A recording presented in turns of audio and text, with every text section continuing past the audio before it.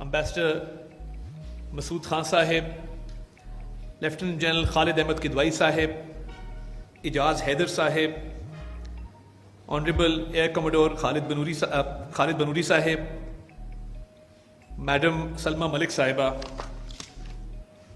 esteemed ladies and gentlemen, it is indeed a pleasure being here today, and I would like to pay my compliments to Dr. Rabia Akhtar on this book launch, I think which was the need of the hour, and she has done it in a befitting manner, and I think this book will go a long way in shaping our strategy, and I think a lot of policy makers will actually benefit from this great masterpiece regarding the escalation in South Asia and how deterrence played a role in de-escalation.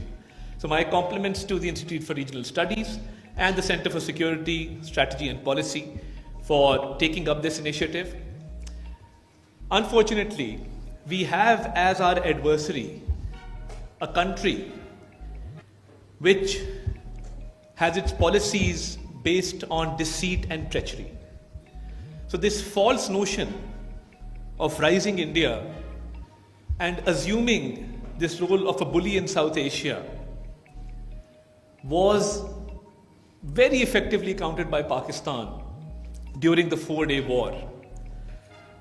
The whole world witnessed that when an aggressor resorted to unprovoked, unjustified aggression, that the whole Pakistani nation came together, and our response compelled the enemy not only to retreat, but to request for a ceasefire. So that, ladies and gentlemen, was textbook deterrence. Whenever history will be written, this 4-day war will always be remembered as a great victory for Pakistan, in which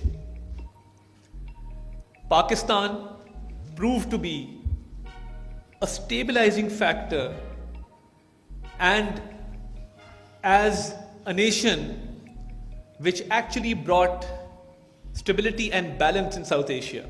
So our adversary, our enemy, which was trying to establish a new norm and in pursuit of its hegemonic ambitions, trying to further propagate the doctrine of Hindutva, I think that dream was shattered, ladies and gentlemen, when the Pakistani nation came together and a new deterrence was created in our region. My gratitude to you, madam, and to the Institute of Regional Studies for taking this up in a very timely manner. This 4-day war taught us a lot of lessons. For me, as a student of history, as a student of politics, the first lesson that I learned was that no matter what the odds are, a country which is an aggressor, which is an occupier, which is a violator, can never play the victim. So when the Pahalgam incident happened and the false flag operation of Pahalgam took place, India was very quick at pointing fingers towards Pakistan. And how is it that you can prove your case when Pakistan is the biggest victim of terrorism? What I'm trying to say is that the very policy of New Delhi has inherent contradictions. And when your policy, as I said before, is based on contradictions, deceit and treachery, that will get you nowhere in geopolitics and global politics. Pakistan has to its credit that we have laid down 90,000 lives in the war against terrorism. No other country can claim that. We've suffered economic losses to the tune of hundreds of billions of dollars, which no other nation can claim. So when the Pahalgam incident happened, our diplomatic masterstroke was that we offered an impartial and a fair investigation into the Pahalgam incident, therefore proving that our hands were clean. And I often say this, that had it not been for Pakistan, because we act as a shield between the terrorists and the rest of the world. When one Pakistani soldier, one Pakistani officer, one Pakistani citizen lays down his or her life for this motherland, it makes Pakistan a safer place, yes, but it also makes the world a safer place. So it's my firm belief that we, being the victims of terrorism, and why is it that the Pahalgam incident, on which Pakistan expressed concern, why was New Delhi reluctant on condemning or even expressing concern on the Zafar Express attack, one of the most heinous hijackings to have taken place in recent history? As I said, a country which is an aggressor, a violator, and which has hegemonic ambitions can never play victim, because the facts are against this very notion.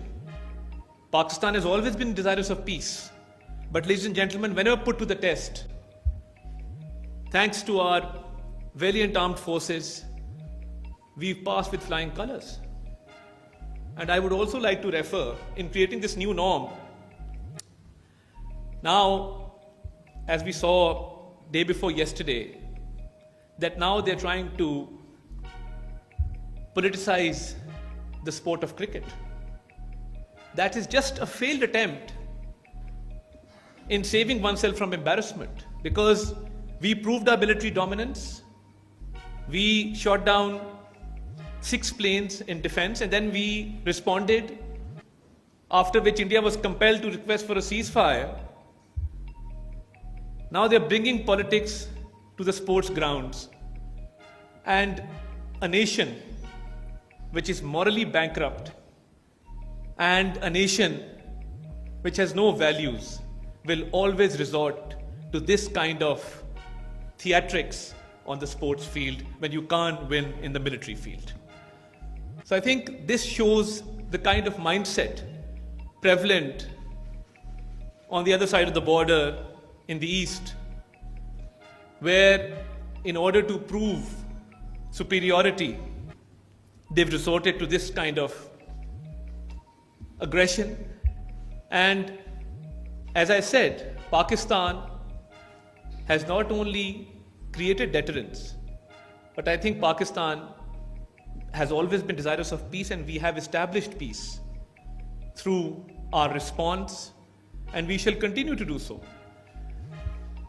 And let me also state at this opportunity that the two-nation theory, which was never accepted by India, because since the inception of Pakistan, and Ambassador Masood Khan spoke about 1947, we as Pakistanis have a distinct identity. We are the people of the Indus Valley civilization. We are the people based on the banks and tributaries of the mighty river Indus. And that's what distinguishes us from our neighbor. And this two-nation theory is proving to be true with every passing day.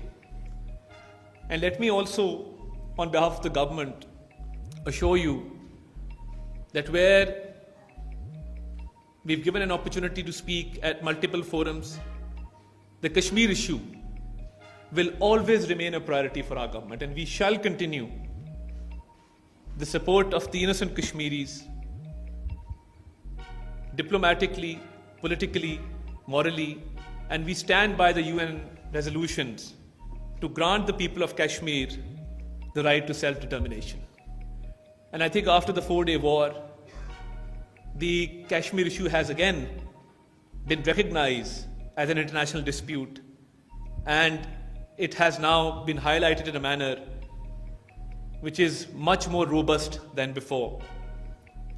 In conclusion, ladies and gentlemen, let me assure you that Pakistan will continue to play its role in maintaining and supporting peace in the region. And Pakistan will continue to act not only as a deterrent, but also as a balancer in this region. And thank you, Dr. Saiba. We will greatly benefit from your great piece of work. And I hope and pray that as we've achieved great laurels in the recent past with regard to our economy, with regard to our military dominance in the region after this 4-day war, Pakistan now has a good story to tell, and in the Committee of Nations, we walk with our heads held high, and may Pakistan always prosper. Pakistan Paindabad, thank you very much.